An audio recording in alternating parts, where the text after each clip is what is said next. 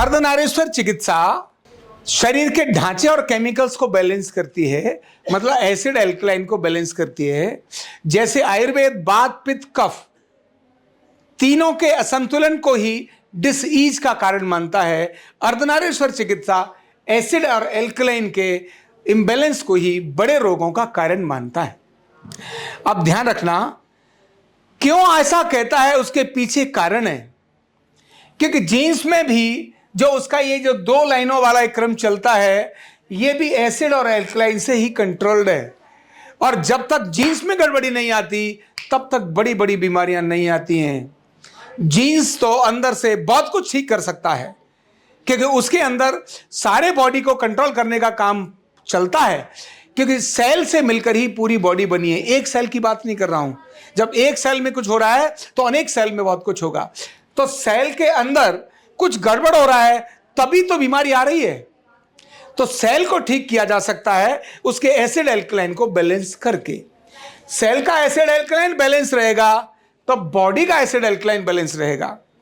यह अर्धनारीश्वर चिकित्सा किडनी के माध्यम से, लंग्स के माध्यम से, लीवर के माध्यम से, पैनक्रियाज के माध्यम से शरीर के एसिड और एल्कलाइन को बैलेंस करती है।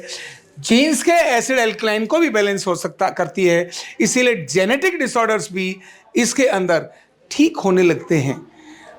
जेनेटिक डिसऑर्डर ही अनेक सारी डिसीज क्रिएट करते हैं। तो जेनेटिक डिसऑर्डर्स ठीक हो सकते हैं क्योंकि इसके अंदर जीन्स का एसिड एल्कलाइन बैलेंस करने की एक ताकत है। शरीर नेचुरल है, नेचुरल चीजों को ज्यादा फॉलो करता है, नेचुरली चलता है।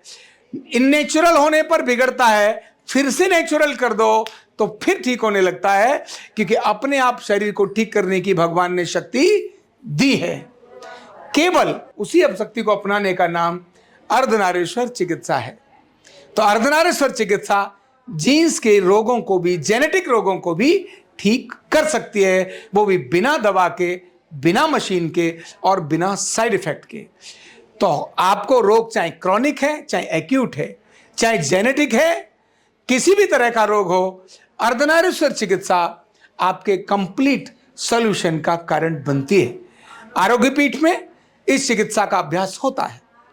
इसलिए आप अपनी तकलीफ को दवाई से पहले, ऑपरेशन से पहले आरोग्य पीठ में आकर इसको ठीक कराइए।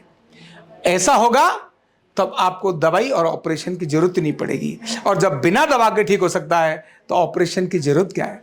जब बिना ऑपरेशन के ठीक हो सकता है तो फिर ऑपरेशन की जरूरत क्या है? तो अर्धनारीश्वर चिकित्सा अपनाएं और अपने रोगों को भगाएं। Thank you so much.